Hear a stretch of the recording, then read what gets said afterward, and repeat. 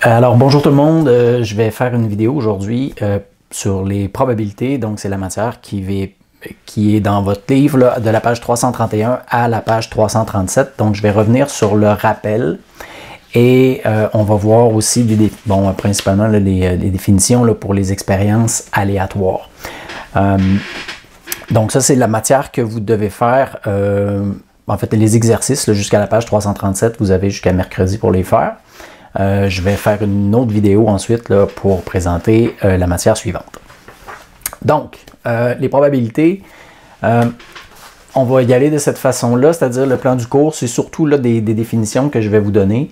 On va parler d'expérience aléatoire et de hasard. On va se donner une définition de probabilité. On va parler d'événements et je vais vous donner à travers ça plusieurs exemples. Alors, on commence par des définitions. L'expérience aléatoire, c'est quoi? Une expérience aléatoire, c'est une expérience dont le résultat ne dépend uniquement que du hasard. Par exemple, lancer 2D équilibré. Donc, quand on parle d'équilibré, c'est que toutes les faces ont la même chance de sortir. Donc, si on lance 2D équilibré, puis on veut prédire le résultat. Donc, le résultat de cette expérience-là ne peut être déterminé que par le hasard. Un autre exemple, le lancer d'une pièce de monnaie, quand on joue à pile ou face et on veut prédire le résultat, ben là c'est le même principe. Il n'y a pas d'autre chose que le hasard qui peut déterminer l'issue de l'expérience. Une troisième expérience qu'on pourrait faire, c'est tirer une bille d'un sac, par exemple, qui contient 5 billes vertes, 4 billes bleues et 3 billes oranges, et on veut prédire le résultat. Donc, évidemment, si le sac, il faut que ce soit un sac non transparent, c'est-à-dire qu'on ne peut pas voir les billes qu'on pige. Et puis, on va tirer les yeux fermés, par exemple. Voilà. Maintenant, dans tous ces exemples-là, le résultat obtenu n'est déterminé que par le hasard. C'est le seul élément qui va rentrer en ligne de compte. Par exemple, un exemple d'expérience aléatoire, on dit afin de choisir à qui le cadeau sera donné, ton prof de maths place les noms des élèves dans un chapeau et pige en fermant les yeux. Donc ça, c'est clairement une expérience dont le résultat ne peut être déterminé que par le hasard. Contrairement à une expérience qui n'est pas aléatoire, afin de choisir à qui le cadeau sera donné, ton prof de maths choisit l'élève qui a eu la meilleure note au dernier examen. Alors là, dans ce cas-ci, c'est plus le hasard qui va déterminer le résultat. C'est carrément autre chose. Là. Dans ce cas-ci, ça va être l'élève qui a eu la meilleure note. Et là, ça serait possible de déterminer, de savoir qui ça va être. Là. Et ce ne sera pas le hasard qui va donner le résultat. La probabilité, la définition de la probabilité, donc une probabilité qu'un événement se réalise correspond au nombre de cas favorables à cet événement sur le nombre de cas possibles. Donc, il va falloir ressortir nos fractions. Donc, on va dire par exemple la probabilité de A, l'événement A, c'est égal au nombre de cas qui sont favorables à l'événement A sur le nombre de tous les cas possibles. On se donne un exemple de ça, par exemple, la probabilité d'obtenir pile sur un lancer d'une pièce de monnaie. Ben, la probabilité de pile est égale à 1 sur 2. J'ai 2 faces à ma pièce de monnaie et il y en a juste une qui est pile. Donc la probabilité d'obtenir pile, c'est une chance sur 2. Un autre exemple, obtenir un nombre inférieur à 3 sur un lancer d'une pièce, lancer d'un dé à 6 faces numéroté de 1 à 6. Donc là, obtenir un nombre inférieur à 3, ça veut dire que je peux obtenir soit le 1, soit le 2. Et on sait que j'ai 6 faces numérotées de 1 à 6. Donc tous les cas possibles, ça va être les 6 numéros.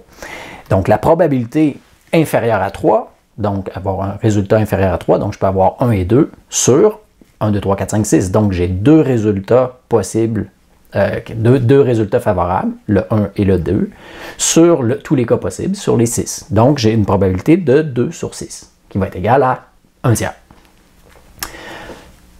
En probabilité, contrairement à ce qu'on fait normalement avec les fractions, là, on n'est pas obligé de simplifier. C'est-à-dire, on n'est pas obligé de réduire les fractions. Même ça peut être assez pratique de les garder telles quelles.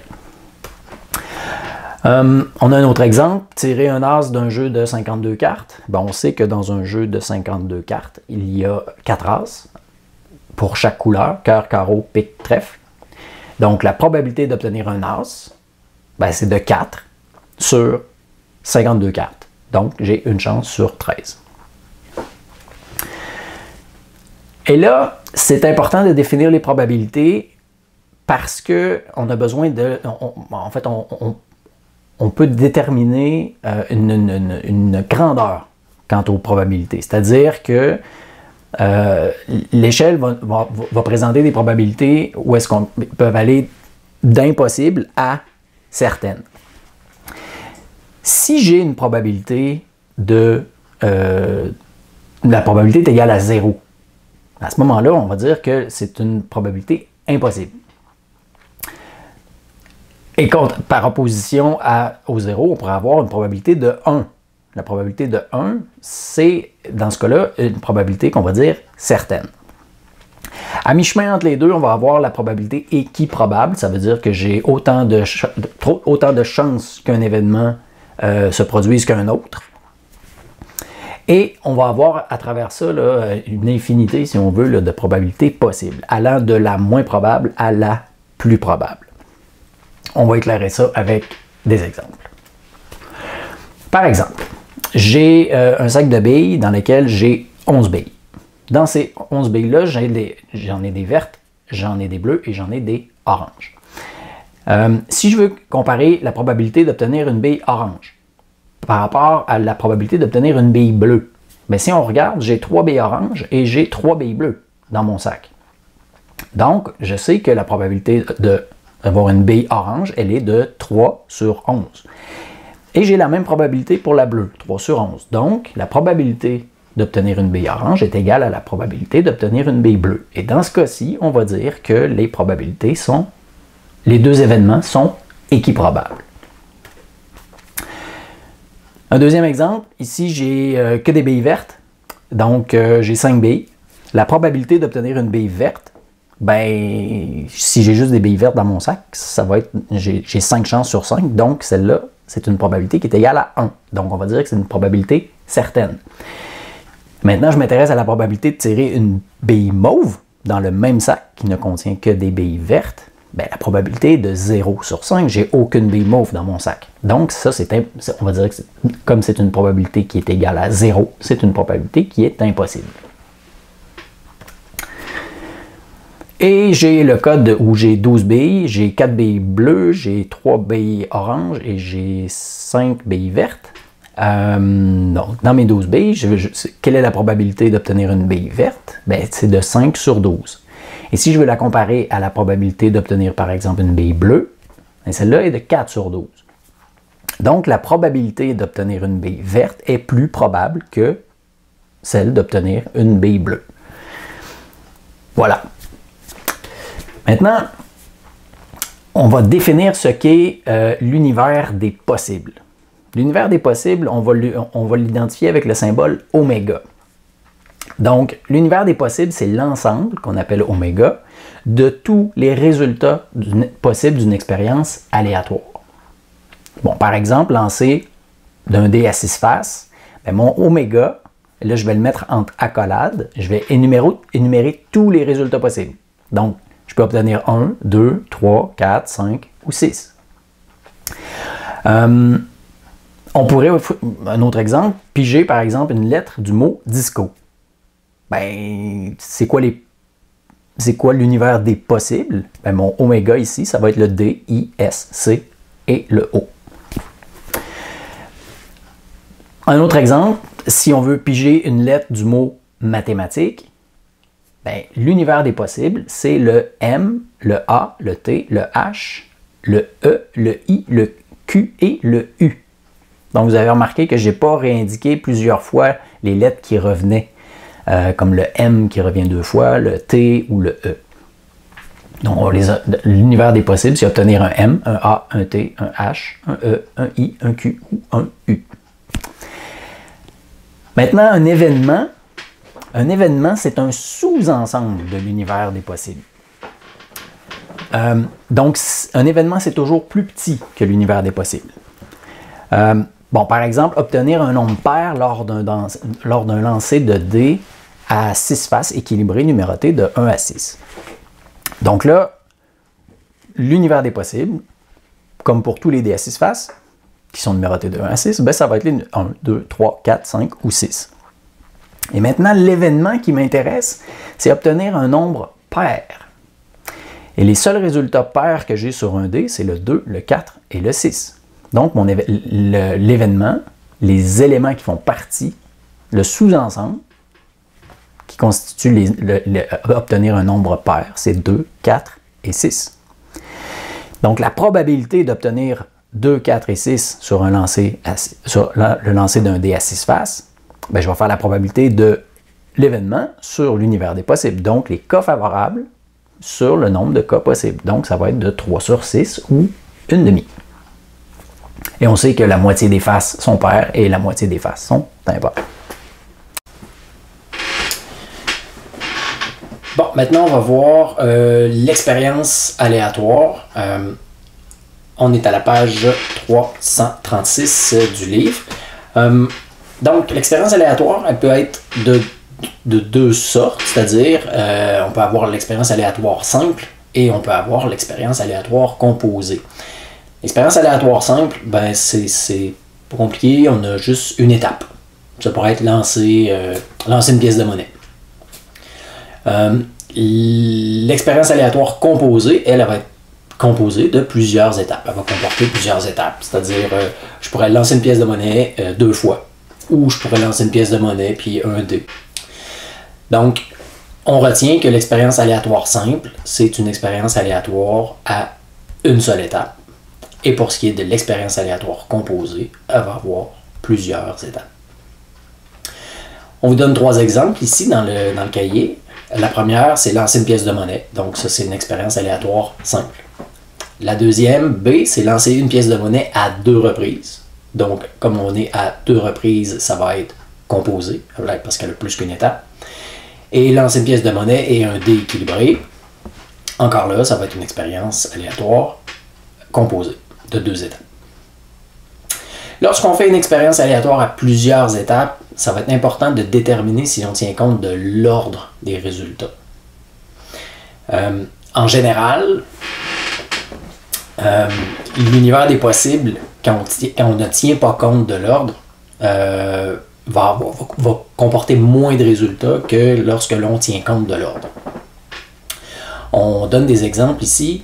Donc, on considère les expériences A et B de l'exemple précédent. Dans l'expérience A, on lance une pièce de monnaie. Donc, si je lance une pièce de monnaie, je peux avoir 2 résultats, soit pile, soit face.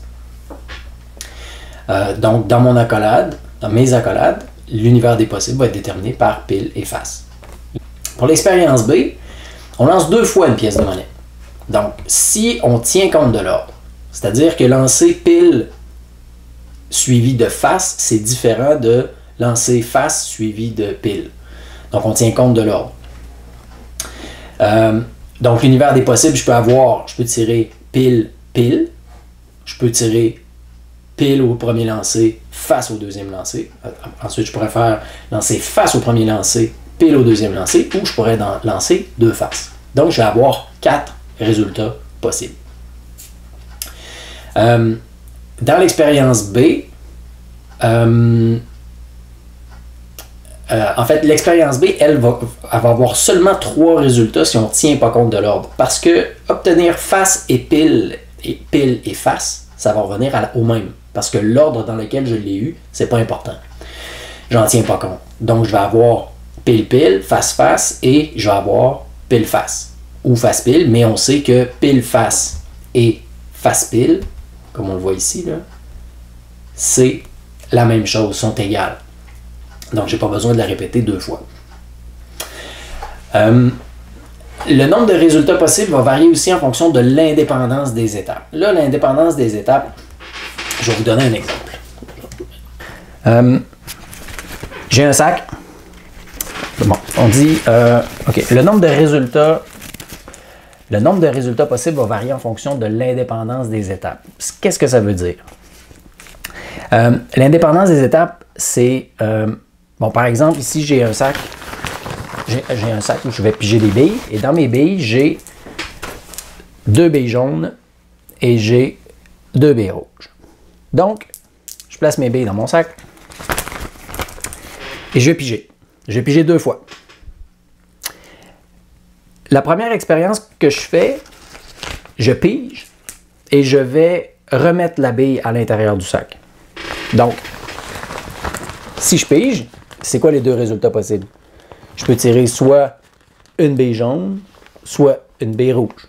Donc là, je pige, j'ai une bille rouge. Bon, c'est sûr que c'était dans les deux résultats possibles. Maintenant, je reprends ma bille, je la remets dans le sac. Combien j'ai de billes dans mon sac? J'en ai encore 4.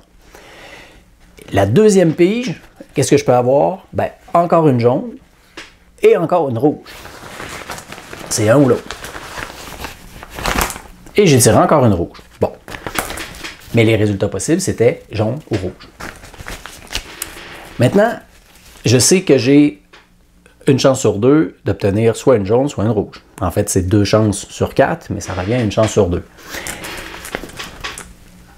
L'expérience que je viens de faire, où je la remets dedans, la deuxième pige est indépendante de la première. Parce que à chaque fois, je remets la bille dedans, donc je me retrouve toujours à la situation initiale. Dans le deuxième exemple, je vais piger 2 fois. Mais je ne remets pas la bille dans le sac. Donc là, je vais piger. Les résultats possibles, jaune ou rouge. Ici, j'ai tiré une jaune, mais je ne la remets pas dans le sac. Maintenant, je vais piger. La deuxième pige dépend de la première que je viens de faire, parce que je ne l'ai pas remis dans le sac. Là, maintenant, je vais piger, mais dans mon sac, j'ai plus 4 billes. Il m'en reste que 3. Donc, j'ai une chance sur 3 d'obtenir une rouge. Excusez, j'ai 2 chances sur 3 d'obtenir une rouge parce que là, j'ai pigé une jaune. Donc, qu'est-ce qu'il me reste dans mon sac? Il me reste une jaune et 2 rouges. Donc, la probabilité vient de changer. Donc, voyez-vous ici, dans mon expérience sans remise, la deuxième pige dépend de la première que j'ai faite. C'est de ça qu'on parle quand on parle de dépendance ou d'indépendance. Donc, si on retourne dans le cahier, on voit que une expérience consiste à tirer 2 billes au hasard d'un sac qui contient une bille rouge et une bille verte. On tient compte de l'ordre des résultats. Donc, si la première bille qui est tirée est remise dans le sac, les étapes de l'expérience sont indépendantes, comme on a vu tantôt. Donc, l'univers des résultats, c'est je peux avoir soit une rouge et ensuite une verte, une rouge et encore une rouge, une verte ou une rouge et verte-verte.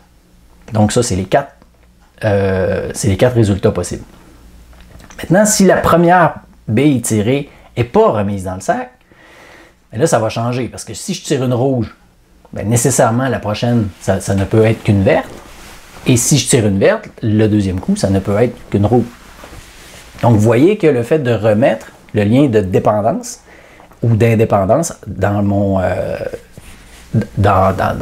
l'expérience que je fais peut avoir un impact sur l'univers des possibles. Voilà, c'est essentiellement la matière que je voulais voir avec vous. Je vous invite à faire les exercices jusqu'à la page 337. Et mercredi, on va voir la section 8.2 et le reste du chapitre qui est quand même assez court. Bye tout le monde!